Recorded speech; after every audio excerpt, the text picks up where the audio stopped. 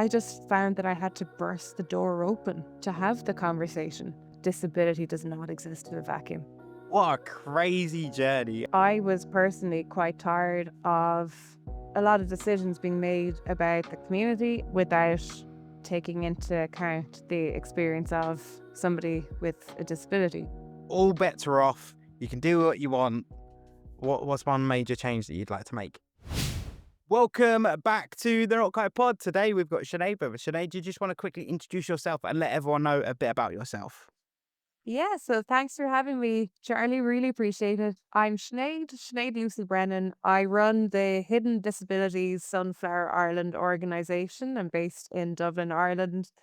And a little bit about me, I'm a mum, I'm a disability advocate, I'm a sea swimmer, although not as often as I would like because I have a near 3-year-old. And other than that, I am the biggest armchair sports fan going, I believe, on the planet. I would watch any sport going, and that includes current affairs and politics, by the way, but generally interested in all sports from all walks of life. And yeah, just delighted to be here. I am actually really looking forward to getting involved in this conversation because there's so many parts of your story that are really interesting. Now, I always like people, I know you've given a little bit of context there, but I always like my guests to give a little bit of context as to what led them to where they are today. So, would you mind expanding a little bit on your journey that's led you to where you are today? So I suppose I was always an advocate for people with disabilities or disabled people without realizing it. And when I was 8 years of age, my parents fostered a girl with an intellectual disability back where I grew up in Cork in the south of Ireland, in the deep south of Ireland, I might add. And I was always kind of helping people along the way with their unconscious bias towards a disabled person. So, I grew up in rural Ireland in the 1990s, and, things weren't as informed or as progressed as they are now. And, there were certain slurs that were used, certain microaggressions. And I was kind of usually saying to my friends, well, maybe we shouldn't use that word or we shouldn't say something like that about that person. We don't know where they're coming from.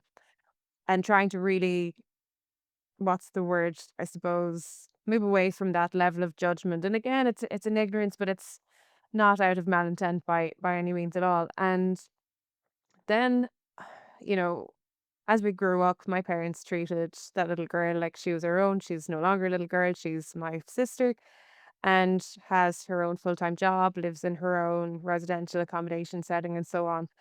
And then I went from being the family member of somebody with lived experience or somebody who had an intellectual disability or has an intellectual disability to being the person with the lived experience myself. And I had a hemorrhagic stroke caused by an AVM when I was 28 years of age. And that happened completely out of the blue overnight and completely changed my life for the better long term, I believe. But also, it was a very shocking incident. It was very traumatic. It definitely took me a long time to recover and to find my voice again and to find my confidence again. And what came out of that was this sort of you get treated acutely in a hospital because you're an emergency. They absolutely have to deal with your case to that initial stage of recovery.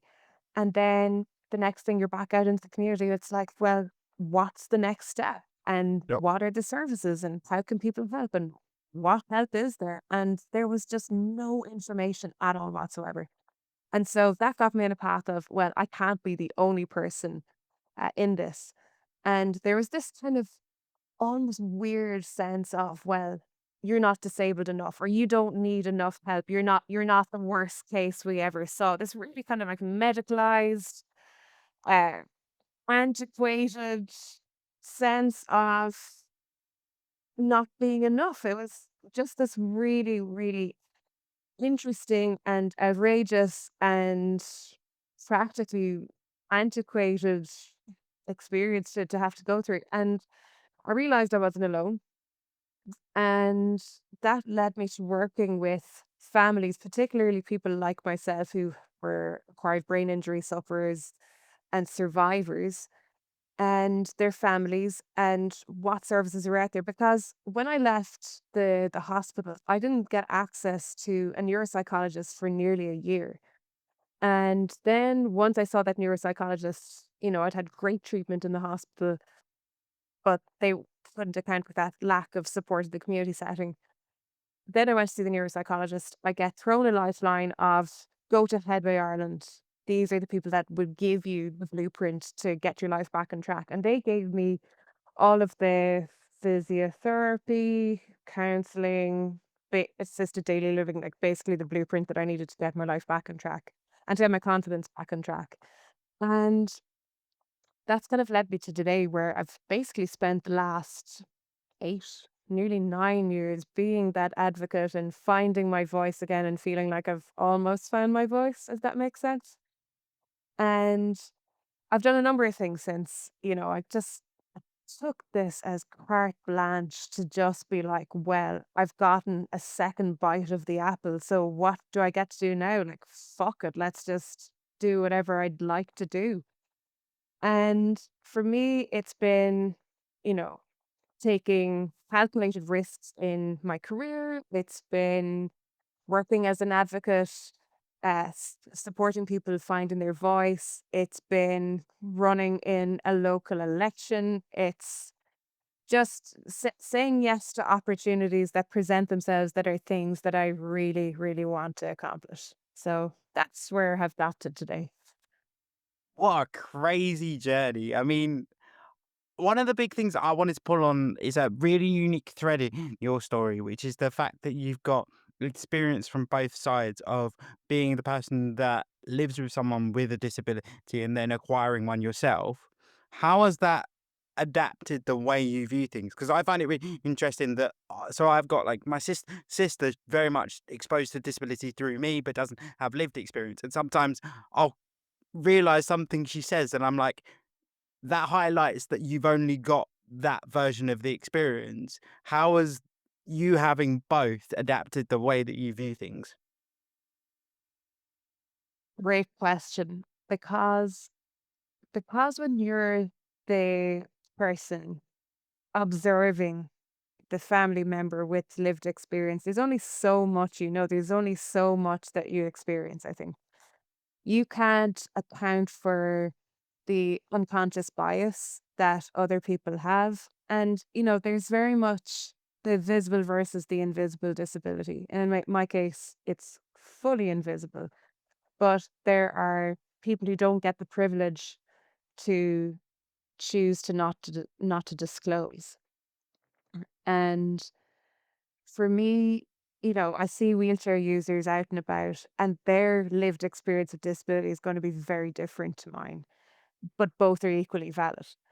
And I think coming from being the advocate for my sister who had an intellectual disability, which was visible, it it certainly gave a sense of we're not going to have the same experience. We're not going to go through the same level of what's wrong with you, the same level of curiosity that kind of just comes upon you by a group of unknowns or from people who are close. I think when you have the lived experience, that's when it becomes really real, where you realize that society is not necessarily set up for people with disabilities. And one of the pieces of work, which is the main driver of what I do with hidden disabilities, Sunflower, is that it's not that the norm it isn't the or the exception becomes the norm. It's that the accommodation becomes the norm because I go through from an employment perspective all the time this concept of needing a reasonable accommodation, which yes is enshrined in the law, and it's really really important that that protects people who have a disability who are in the workplace. At the same time, the reality is the accommodation could just be the norm and it could just be acceptable for an everyday able person to access the same Yeah. needs, accommodations as somebody with the disability in the workplace. So I think when you're the advocate to make this a really succinct answer, when you're the advocate and it's somebody alongside you, you're not going to have the same experience. When you've the lived experience, you can really speak to what works for somebody with a disability and what doesn't, based on your own expert. And I'm the expert in Yeah. my own disability. I'm not an expert in everybody else's, but I can certainly speak to my own experience. And I think that that has a kind of a multi-purpose positive impact towards everybody in society.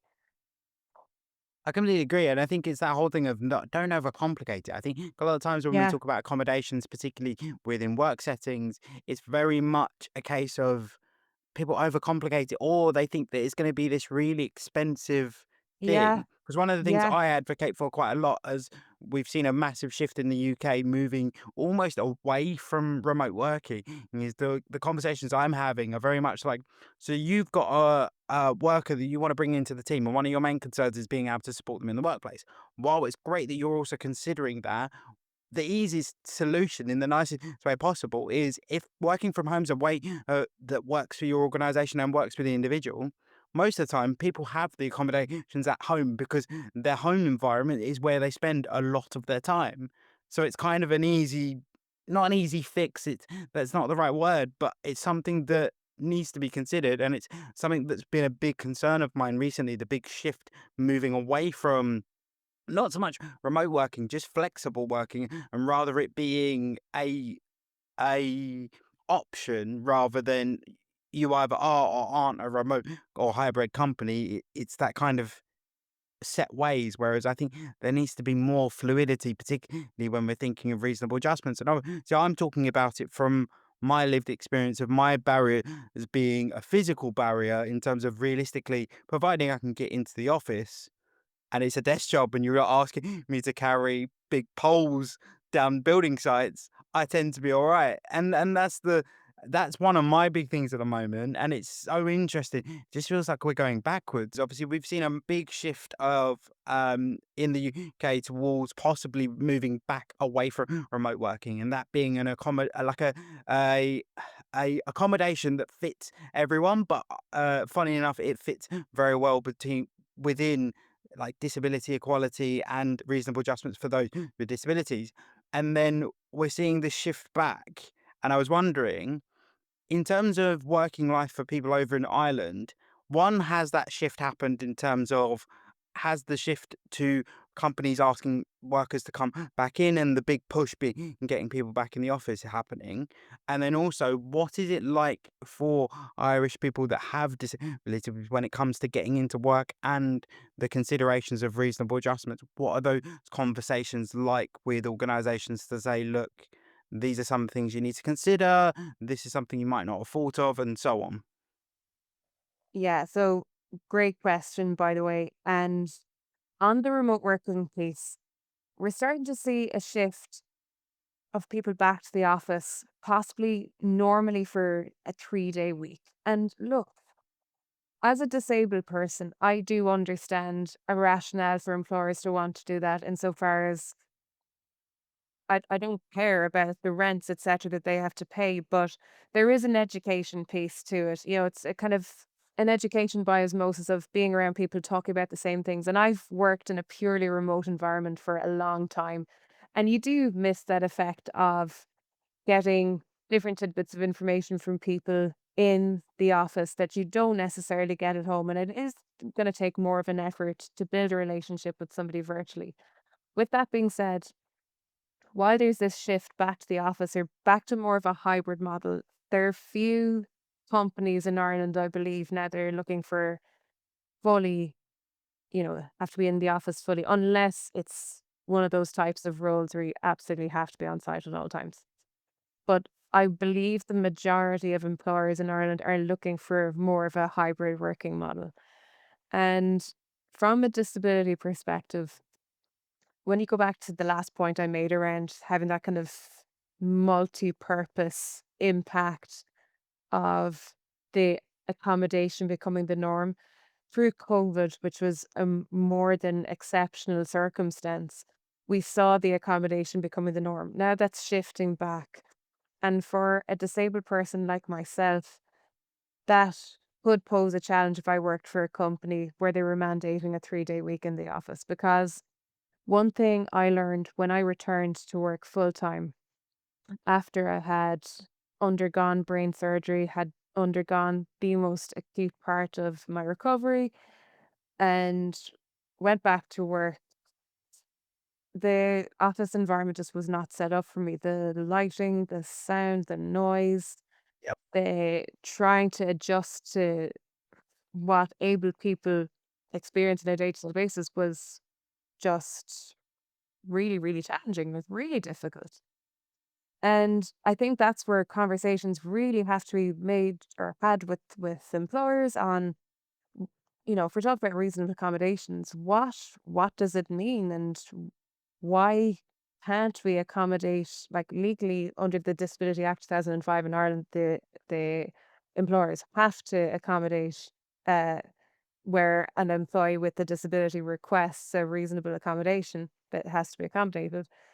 The the real challenge is the actual education and awareness in companies and organizations, and they're of all sizes, because this is what we're trying to do with Hidden Disabilities Sunflower. It's to change the mindset over time. It's to educate employers to be respectful, uh, don't be judgmental, show respect, because everybody is worthy of respect and dignity, no matter if they're abled or disabled. I completely agree. And I think the other thing as well is that whole thing of being in a position where people feel as if they can openly have those conversations. Because I feel like that's the sensation over here in the UK. It's very much like people with disabilities are willing to have those conversations to say, look, these are the accommodations I need made. But the rebuttal or from other people as well within the organizations and within the disability community is that that communication channel is not open and of I can't actively ask for that without there being some prejudgment or some other decision that's happening, rather than it being a very open communication channel of, "Hi, you've interviewed me for this role. These are the accommodations I would need," and that isn't sort of a difficult conversation. Whereas in situations in the UK, that is very much a difficult conversation. I haven't worded that very well, but it's a very tricky scenario to be in for anyone with a disability, particularly those with hidden disabilities, because you are having to like practically over explain it. Yeah, it's a masking as well, because I think when I went back to work after I had undergone surgery, now living with an acquired brain injury, I think I was initially terrified of unconscious bias and that people would see me as less competent. And so I masked for a very long time, but eventually that catches up with you.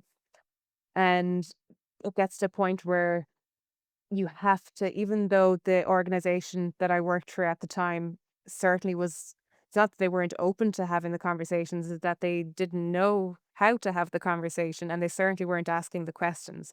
So in that scenario, because disclosure is such a sensitive topic, I just found that I had to burst the door open to have the conversation. And I remember having to, like, share this tiny little meeting room, because they didn't have the space for somebody like me who had now got a sensory disability. Where do I go? What do I do during the workday? I need to be able to take breaks. I need to be able to be in silence, and, to not have to interact with lights and noise and all sorts of things going on around me. Um, and, they ended up just assigning me, and I was so grateful at the time, because they I suppose, I'm sure they had the means to do it, but they didn't really know how, and I kind of didn't really know what I needed either. So they just gave me this tiny little box room that I could go in, shut the door, lock it, and just have a moment, a 5 minutes moment or 15-minute moment or whatever I needed to keep myself going during the day. Workplaces, and that workplace, it's a long time ago, but it's gotten much better since.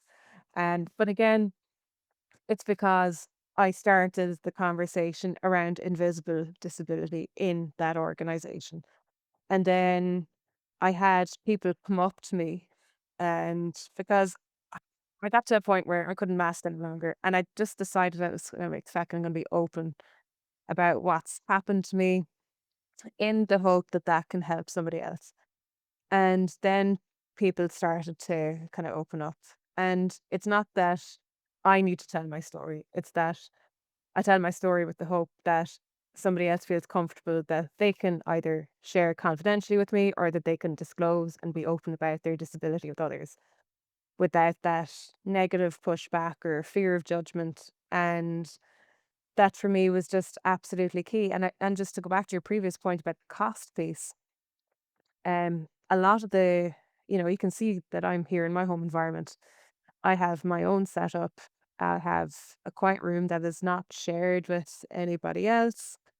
And for me, that's incredibly important. I have the accommodations that I need working from home. It's when if I go to an office or if I go to an event, and some people are brilliant at doing events that accommodate disabled people and others don't even go into the space whatsoever.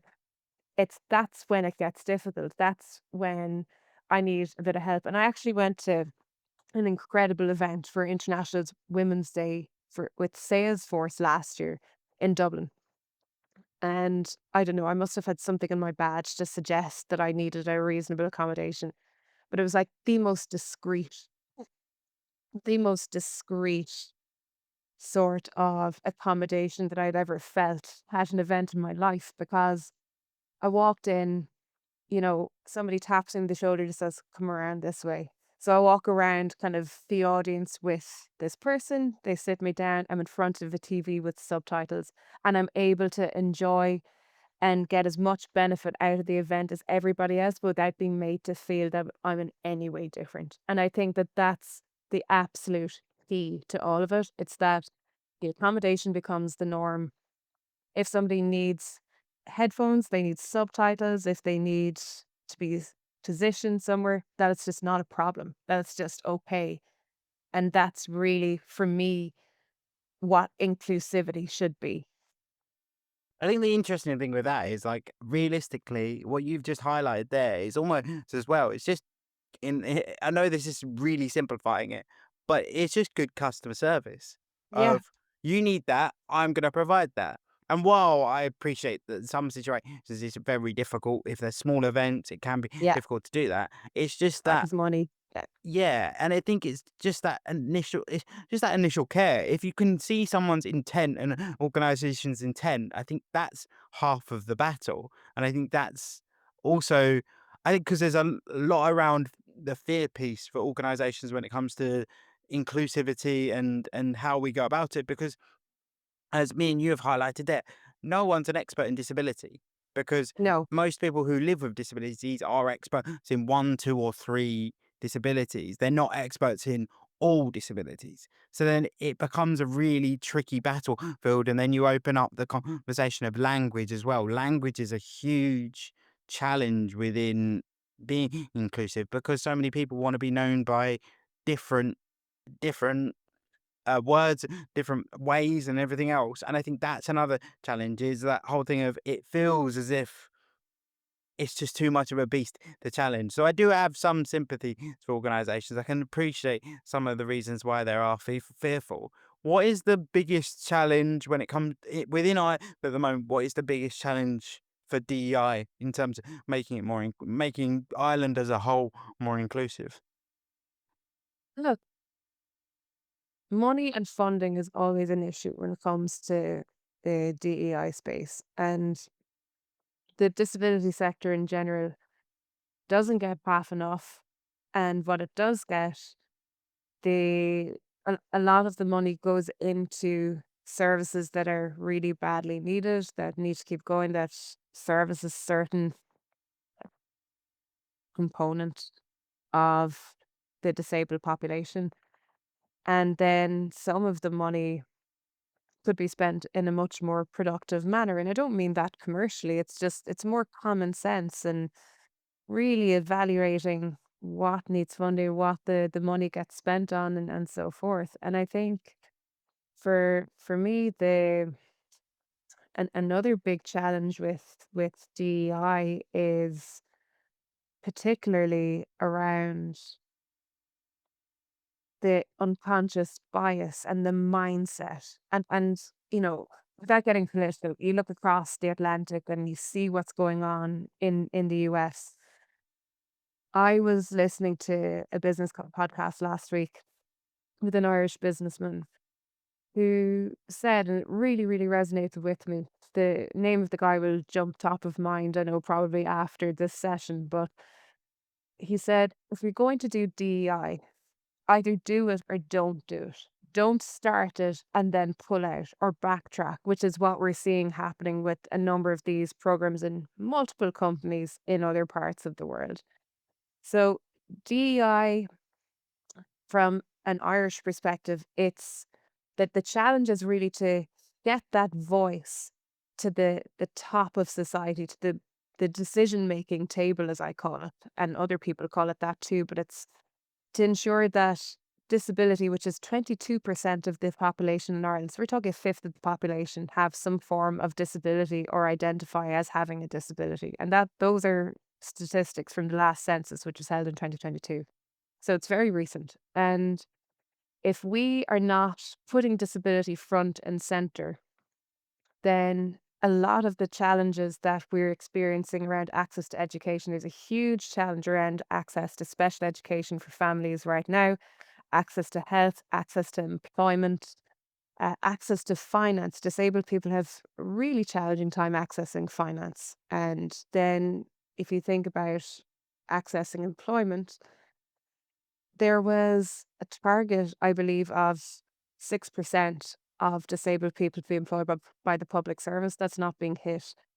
I believe I don't have any data as a present to show what the employment statistics are like in the private sector. But employment is a very challenging area for people from all walks of disability. And just to touch on the point you made, because I thought it was really interesting, that whole beast that is disability and what language to use and what people prefer. It's more of a curiosity. And I think to embed that curiosity in people is a challenge. I think and it's not saying what's wrong with you. It's more of a how can I help you or what do you need? And how would you like me to address, it's asking those kind of curious questions that don't showcase judgment. And show that that person show that you can support that person. Because I think this disability is really disparate. And I've certainly experienced in my short time of having a disability that there's it's almost like well, I'm more disabled than you, or you're more disabled than I am.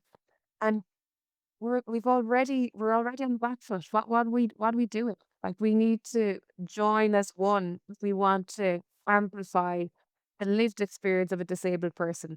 So that challenge the challenges that we're experiencing are very much the curiosity, challenging the bias, making sure that disabled people and people with disabilities have access to education, employment, health, housing, everything that our society suggests that we should have access to under a social contract. So I think I was going to pull on a thread where you mentioned about the language that we use. And I think there is some responsibility on disabled individuals when it comes to language, because I think part of that argument is the way in which disabled people react to people being inquisitive in not necessarily the right way. While there is an element of people should know how to be decent people, the caveat to that is if you're very passionate about the language that you want used and you approach that in quite a challenging way in terms of you're quite abrupt with them not people not using the right language and so on, then that then makes people less likely to be inquisitive because they fear as if you're going to be quite prickly and difficult, and then that's often the image that then gets portrayed to the wider community. I think that's the big challenge. And I know that's very specific people. I'm not saying it's everyone. It's just something that I've often spoken about of this whole thing of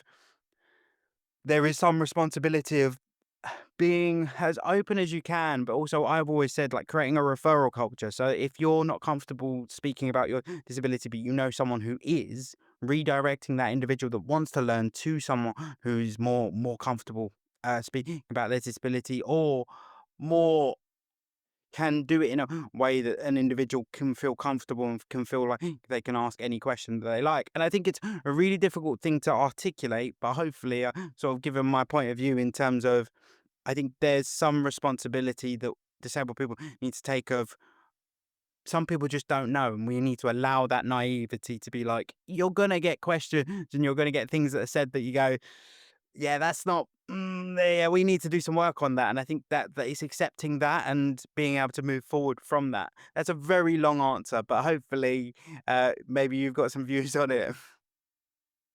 We do. And I think I agree with that. I think there has to be a certain allowance for the first time or the second time Yep. that somebody approaches without the not equipped with the right knowledge on what to ask.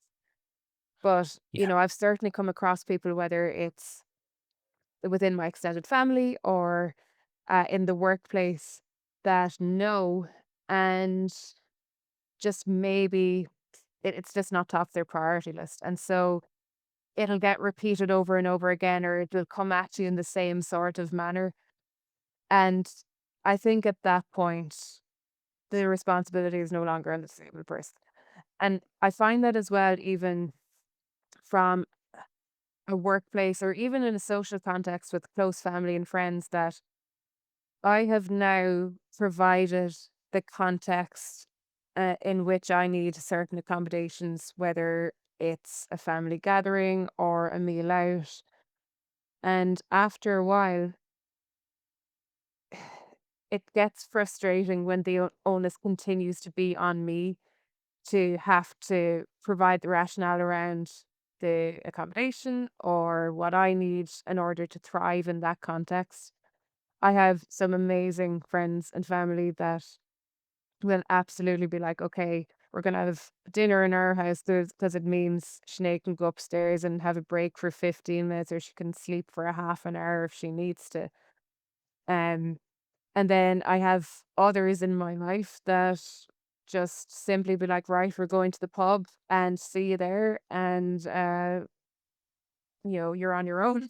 Yeah. And It's not articulating that, by the way, but that's just the vibe and attitude. Yep. And it's kind of a case of Yeah. just, if you need to leave, just leave. We kind of don't really care if you leave. So it's like, Yeah. okay, stop. It's a really tricky one because I think Yeah, that is an element of people just being naive is the wrong word, but it's just that kind of, well, this is what we've always done, so we're not going to change yeah, it. And yeah. it's amazing when I see that, because I'm like, then it's the question of just being considerate. Like, if I always say, give people all the cards and they can pick what they do with them. So if you want to go to a certain location, you go to me and go, look, okay, it's not fully accessible, but I'll mention it to you. If you want to come, come. If you don't want to come, don't worry. But the reasons why I'm telling you this is because I didn't want you to feel like you weren't going to be invited, but this is what we're going to do. Um, if not, we can go do this thing instead. It's just allow putting the ball back in the court of the disabled person, but then, as you say, just taking some of the responsibility away from them. If a friend comes to me and goes, "Look, we're going to go do this thing. It's not perfectly accessible, and here's why, and here's all the evidence why. We still want to do it, but we want to let you know." Then that puts the ball back in my court. Yes, there's the Yeah. argument if they could go and do something else and I could join in, but it probably would be part of the conversation. Today, we're going to do this because we really want to do it, and tomorrow we'll go do this thing. And I think it's just that level of consideration. I think that's for everything you just said in terms of the people that don't think that they have to worry about it. It's just a level of consideration, and I don't get why it's that difficult. And I'm also at the point in my life and in my stage of recovery, etc., where people just don't even think that it's an issue. It's like you're fixed, you're recovered, you don't have a Yeah, disability, yeah, ergo, we're just going to go lights out. and see if you can keep up, and it's not that they say that, it's not malicious at all. It's just more like, and then you remind them and they're like, "Oh, is that still a thing?" And you're like, Yeah. "Yes, yes, it Yeah. is. Come live in my house for 24 hours and you will see just how much of a thing it is." It's also, I think as well, your experience is very different to mine in terms of like, obviously my disability is very obvious. It's very, it will slap you around the face and call you Karen. Whereas having a hidden disability, it becomes more of a challenge of that whole thing of, oh, you're fixed now. And I'm like, no, this is a permanent structure or a permanent change that is just here. It might even just be a case of I've learned how to handle it better. And that's just you 100%. adapting. 100%. And people will come into my house, like, I'll have relatives, I'll have my parents, I'll have family members stay, and they come into my house, they think that it's normal. They think that there is nothing beneath the surface that, and if I go and stay at theirs, I kind of mask and adapt to sometimes, depending on the person, to what's going on. Yeah. But they do not see because I have ongoing fatigue as a result of that surgery nearly 9 years ago. They don't see that, 24 or 48 hours in their house could potentially knock me for 2 days. They don't they come into my house and they hear all the notifications that go off in my Alexa and they think it's hilarious. And it's so necessary for me to live and to not burn the house down and to remember to take medication sometimes. And I have an Alexa reminder that tells me to drink water, and everybody thinks that that is absolutely freaking hilarious. But it's not. Although It's I just would actually argue a that more reminder people, that maybe I should do that thing or I actually need yeah, that thing to thrive. And I have a reminder that tells me it's nap time in the middle of the day because otherwise I'll probably forget it. And it's small. I always liken it to the IKEA trolley that you're putting small things in and the next thing you get to the till and you're like, oh my God, I'm after spending €300. But it's like that when it comes to all those tiny little tweaks that are in my house, from the way it's laid out to where stuff is kept to the Alexa going off to the system that's in the bathroom, the reminders that kind of keep me going through the day, like that I've written on a whiteboard. Like I have a list here of, and it's hilarious. Like people laugh at this. I log on for work and it's a list that says things to log into when I log on. So, like in my previous job was just all the different systems I needed to. So like the first one is like bullet point email. And to me, to anybody else, that seems so obvious. But sometimes I could be so fatigued that I sit here and be like, okay, I turn on my computer and kind of go, what next? And yeah, that's just it's the prompts. It's what my neuropsychologist calls the systems and tools that I have in place to prevent me entering into a boom bust cycle because yep, I can go through periods where I feel great and I feel energized and I feel like I could absolutely rule the world. And this used to happen to me very frequently years ago. It doesn't happen so much now, but it used to happen to me where I would just keep going because I felt amazing. And then I would just absolutely crash. yep, Absolutely crash and be knocked for six. And I remember a family member witnessing a fatigue crash being like, "What the hell is going on?" Um, but that was it. They'd never seen the level of me not being able to function, no walking, almost ready to spew, crying because I couldn't control the emotion, the not be like, and there's so much that fatigue will impact. Like it can impact my motor function on a bad day. It can do so many things. And I think it was only after COVID when people started experiencing long COVID that they realized what fatigue actually is. And it's the difference between cold and flu. yep, So fatigue, when you're living with fatigue, it's the equivalent of living with the flu and feeling like you haven't had a decent night's sleep in 3 nights and then having to function. And if you don't manage that and if you don't stay on top of that, it's just going to compound and it's going to have this massive cumulative effect, which is what I do on a day to day basis now with all of my reminders and all of my alarms going off in the house is me managing that fatigue. It's taking what I don't need in my head away and it's allowing me to focus on the things that I need to be able to do to thrive and survive essentially. again, it just comes back to that level of understanding of are like, I suppose it's different because I obviously me having lived experience. If me and you are having a conversation, that conversation is a lot easier because it's like, oh, I have my own version of that, and it's just having that understanding of people operate differently, and people. It's that whole thing of almost the way I liken it to is like everyone has a different way of learning. Everyone has a different way of living, and it Yeah. doesn't have to Yeah. be that like judgment. It has to. I'd say it's just that. I'd say approaching it with curiosity of going, how come you have so many alarms? Like, how does that help you? What is the reason? And once people understand the reasons why, they go, or most decent people would go, More like, oh, "Isn't that annoying? Isn't that annoying that all yeah, these alarms are going off?" And you're like, "Yes, but." It's the "yes, but." I need those reminders. I need that stuff out of my head and living somewhere else and being prompted. It's funny. One of the big ones that I picked up on, which actually was what I was going to say. I think more people could do with the water one because I am notorious for that. I am notorious for looking up and going, literally happened today. I am not ashamed to admit that that is all I've drunk today, and Oh gosh. it's Yeah. so it's those other things as well of like I love when people realize that certain things that are accommodations also can be massive benefits to other people. And it's just again just learning how different people operate and just being open to understanding it. And I think that's where we need to get to is where people approach it in terms of I just want to understand. I don't have any judgments, I don't have any prejudgments. I just want to understand it and have that communication with you. And I think that's where we need to get to. But coming on a bit more onto the work that you do, I wanted to dive into how you ended up in working in government and working in particularly that arena because I've spent some time there myself. It's challenging, frustrating. Yeah, there's a lot to it. So I wondered, how did you end up working within government? So I've not worked in government. I ran for election, and the reason that came about was I'd been a party political member for a long time, and I was personally quite tired of a lot of decisions being made about the community and the environment that I live in without necessarily taking into account the experience of somebody with a disability, the lived Yep. experience of somebody with a disability.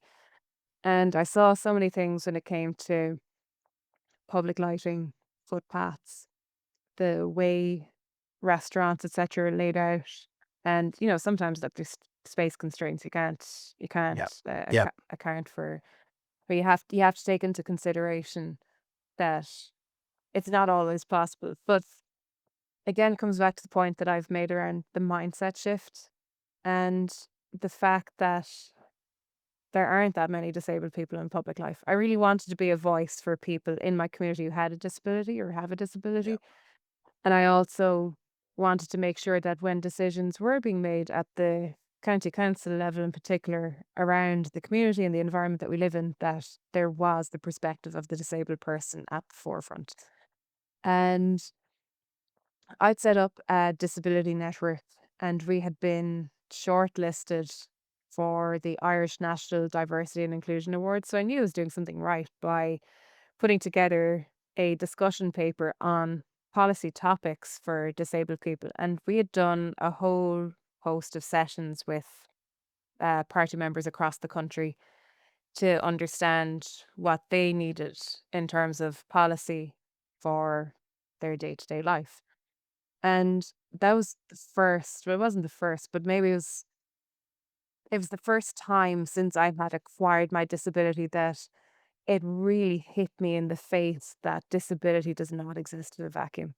That disability affects absolutely everything. Everything from transport to education to health, housing, agriculture. A lot of disabilities are acquired via farm accidents, and they don't necessarily have their necessary social welfare supports in the aftermath.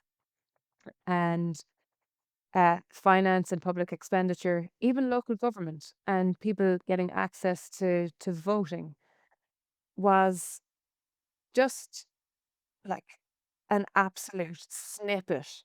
And I mean that the snippet, absolute like tip of the iceberg when we actually had these conversations. You know, we had over 200 people participate, and like we had set up sessions to last like an hour long, and some of them lasted like 4 hours long. Yeah. People just kept coming out with stories, with their own experience, whether it was their own lived experience, whether it was a family member, and what the challenges in their day-to-day life were and how we could make it better and what we could do. And those conversations were really uplifting and certainly gave me a kind of a for a bit of an impetus to kind of think, well, hang on a second, if you've got this is only like a tiny, tiny little snippet of people. If 22% of the people in Ireland have some form of disability, then what the hell are we doing? Like what is it that we can't really have disabled people aspiring to run for election? We have one member of the government who has a visual impairment. We have another member who is a motivational speaker and has a quite an obvious physical disability through sickness, acquired through sickness. Um, but we don't necessarily have people with hidden disabilities, and if they have them, they're certainly not talking about them. And I think that is a barrier to people wanting or feeling that they can contribute to public life. And I think the more we open the door and the more we have the conversation, the more we'll start to see that representation. There's actually a government minister in Ireland, I think at about the turn of the 2010s, and he was a wheelchair user. And he was one of the, I think he was the first actual wheelchair user in government, and he was appointed as a junior minister in the Department of Agriculture, which is situated right beside the Parliament in Ireland. And when the bell goes off, you've got 8 minutes to go and get into the vote. So he had this or the story that on budget day, when they're voting like all the time, that he was going up to his office on the fifth floor of Agriculture House and having to get down and across and into the chamber within 8 minutes in his wheelchair. And he's like, and he talks about it jokingly, but like literally his arms must have been absolutely pulled off him trying to get down the lift, wheel himself across into the chamber for a vote and back out. And I think he said he did it something like 14 times that day, that he just went up and down and up and down and up and down. And it's those sorts of stories and experiences that the average abled person just doesn't even have to think about. And I think that that's what's missing in our culture, that we're not taking the actual experience of the disabled person into account. And where I live, and this was something that came up really strongly during my election campaign, was the lack of access to school places for autistic kids, but also when it came to disabled people and particularly elderly people getting access to the beach, because I live in a coastal community, they couldn't actually access the beach. And so I talked about it until I was hoarse. Like I was a broken record talking about these amazing facilities that we had further down the east coast in Ireland, and why can't we have them? Why can't we have a beach ramp? Why can't we get mats that roll out into the sea? Why can't a disabled person or a wheelchair user or an elderly person with the mobility issue, why can't they access the beach? Why can't they access the water? And I think it is so interesting that in one of my local towns where I'd hoped to represent, I put so much emphasis and noise around needing the access to the beach. They actually built a beach ramp. Now it's not finished. And the really interesting part about it is they've done the ramp, they actually haven't done the access to get onto the ramp. So it's still completely unusable. So it's the real kind of cart before the horse situation.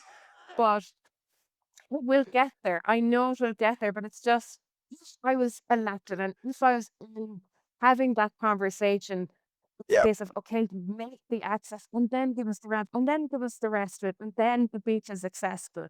But right now it's not fit for purpose. It will be. But it's just one of those things that until I started talking about it as a disabled person, until I started basically creating so much noise around the need for it, it wasn't going to actually happen at all. And I think that that's a case for really powerful advocacy in the community. And I think it's also a case for having that disabled person's perspective, Yeah. because I don't think it would have been considered otherwise. It's a really tough one because one of the things I was going to ask you is obviously you've said there is so much when it comes to improving accessibility for those of us with disabilities that can almost feel like fighting a losing battle. I mean, I've said on here before, I don't think I will be able to make well, I'll use the UK for example. I don't think I'm going to be able to even make a dent in making it more accessible in my lifetime. But I want to be able to at least say I've contributed and I've made that change. How do you feel about, obviously you've said there that there's so much to tackle.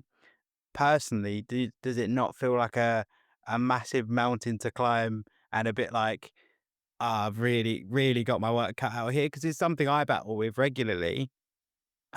But particularly from your position within um, working within Parliament and running, how did that feel? Because I know from trying to work within it myself, the red tape that you have to go through. As you say, you purely were shouting about beaches for a considerable amount of time, and it's just coming to fruition now. How do you feel about that in terms of the the magnitude of the job? Look, I've always been a believer in if you can help at least one person, then you've done something right. And I think like it actually came about when I was pregnant with my daughter that I worked with somebody who provided third party specialist knowledge on the maternity system, the how to navigate it and so forth. And I remember when I was postpartum, I asked her, I was like, how how does it feel knowing that you were basically working against the system to give people evidence-based information? And she said, Sinead, it's like the starfish washing up on the beach. If I can throw one back in, then I've done my job. And I think that that's how I've tried to I'm just gonna repeat that sentence. I think that's how I've tried to kind of rationalize it in my mind that if I can help at least one person, then that's a good thing. Somebody who was on the committee of the Disability Network with me recently undertook a master's in public policy. And I remember having a conversation with her about 2.5 years ago. And she wasn't sure if she could do it, if she should do it. She wasn't sure she had the confidence to do it. She now has her master's. And, she credits that conversation as a huge part of the reason why she ended up just putting her neck out and actually going and doing it. And, I don't want to take credit for that, like, because that's obviously not my decision. But it's through having those conversations and providing that support and encouragement that if I've at least helped one person get something off their chest, or if one person either using a buggy or a wheelchair or uh, using some sort of mobility device can access the beach in Balbriggan, then I've done my job. It's not that it's finished, it's that I've done little small increments. Comes back to my analogy about the IKEA trolley. You're putting in small things all the time. And then you get to the till and you're like, oh God, how much money have I spent? And what's like what's usually the building blocks, it's the 1% better every time, and that's very kind of corporate and business like, but that is what it's going to take, and it is going to be step by step. You can't do everything everywhere all at once. It is step by step how we are going to challenge and tackle the bias and the mentality that exists around disability and change it for the better and show the world that disability is something extra, not something less. I completely agree, and I think you've hit the nail on the head of I always say, "Move the weight a little bit every day." So that is my version of the IKEA trolley of like, you gotta move it every day. It doesn't matter how much or how much or how little. You just gotta keep moving, and then, as you say, Yeah. it's that whole looking back and going, "At least I've made that small bit of difference." And I think it's interesting that I think a lot of us get caught up in that whole thing of the mountain is so big, and then Mhm. oftentimes that can be quite demoralizing and quite difficult. But I think it's important to look back on how much we've improved and got better, and then how much it can it can spiral as you've highlighted there. It all it all filters out. There's sometimes always the ripple effect. Yeah, exactly, exactly. And over time, that will pay dividends. It's going to take a long time, but I'm a young person, so I'm going to keep at it. And that's a huge part of my role with Hidden Disabilities Sunflower is the moving the needle, as you suggested, to not just think about the person who's got the obvious physical disability, it's to think about the lived experience of the person who you may not think has any form of disability whatsoever.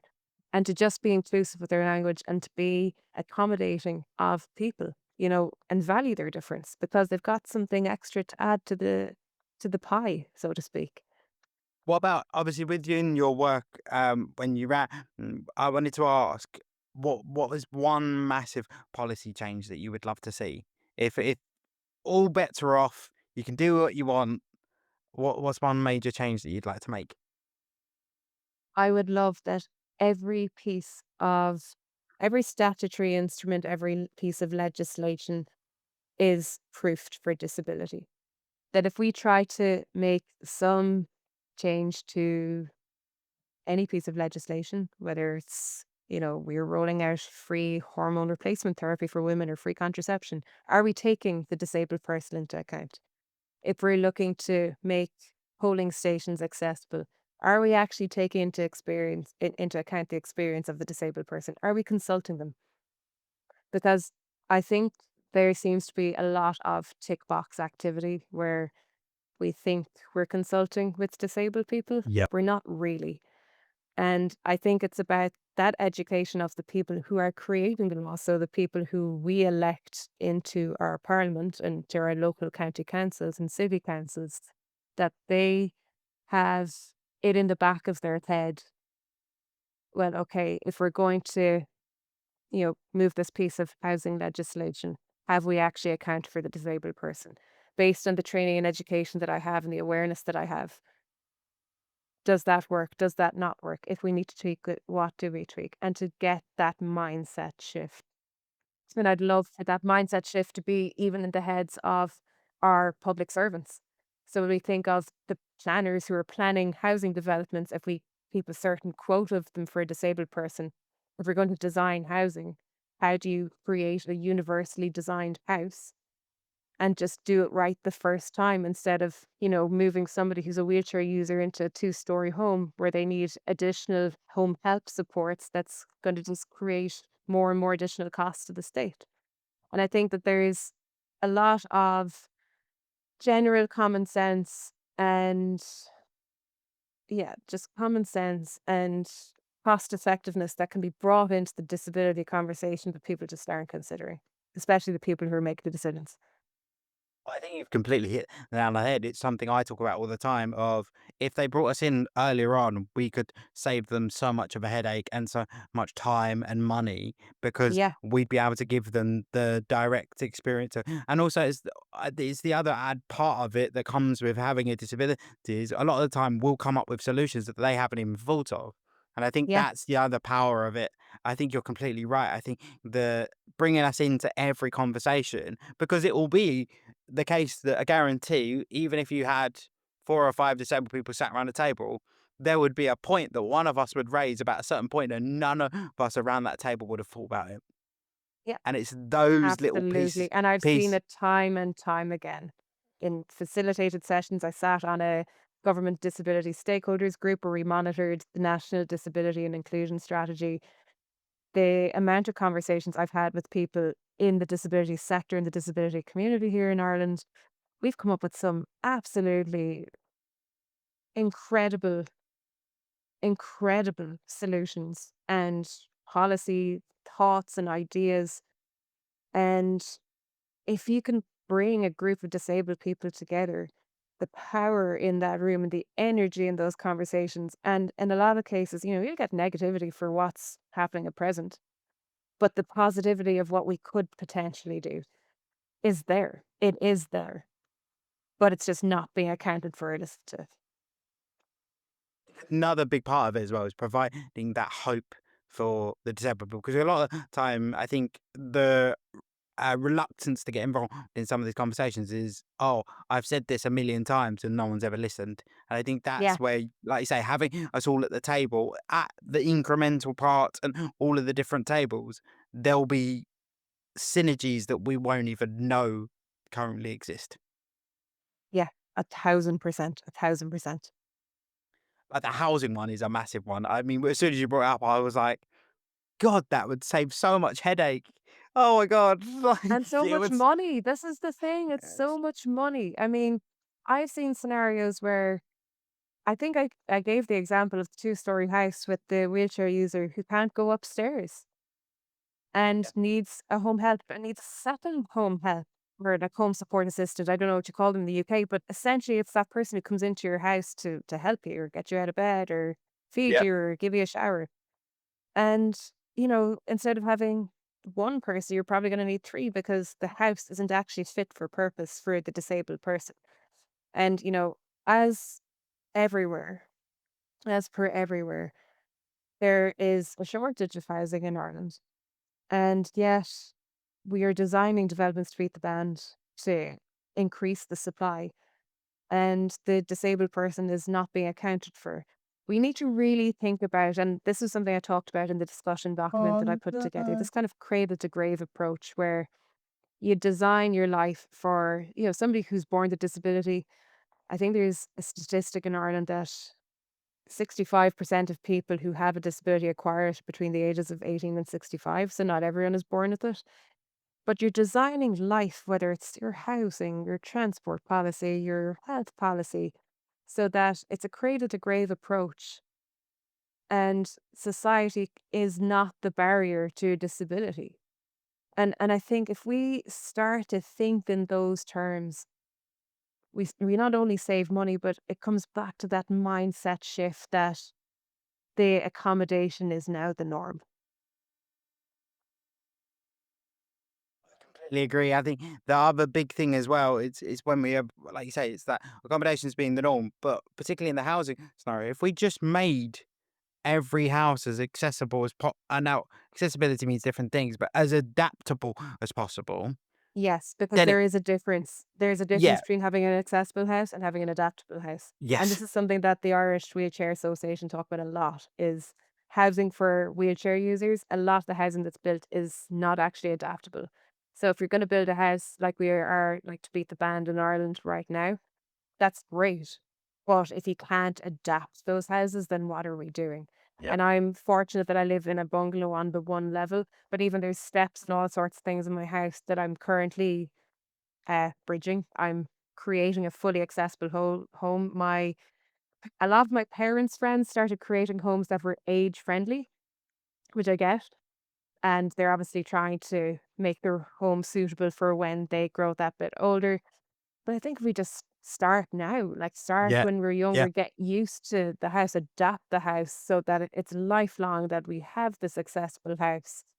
Um, that's for completely me agree. what You've hit. I that mean, adaptability next. Yeah, it's a passion of mine. I mean, as someone who's currently looking to buy a property here, it's oh, the headache. The headache yeah, is impossible. But it is. We're moving in the right direction, but I do think, as you say, it's that future proofing it and just thinking long term. I think whenever I think of it from a physical disability perspective, as you've highlighted there, it's like, well, my needs pretty much match what happens to you as you get older.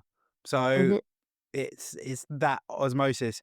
But I love this conversation. But before we finish, I just want to ask you the last question that I ask every guest, which is, what's one piece of politically correctness that you really strongly agree with or disagree with? I strongly believe in the mantra, nothing for us without us. And this is Yep. very much in line with this entire conversation around disability and so on. But there is no point in creating a world for us without us. Completely agree, and it's as it perfectly summarizes what we've talked about today of that whole thing of just having us at the table and Yeah. not making decisions for us. And I think that's an experience that every disabled person can relate to, where decisions are being made for us rather than the decisions we want. So I completely agree, and it is something we need to drive forward. But thank you so much for coming on. I will link all of Sinead's details below if you want to get in contact with her. I would love to have you on again because I think there's so much that we would cover. But thank you so much for coming on. Lovely. Thanks so much, Charlie. It's been an absolute pleasure.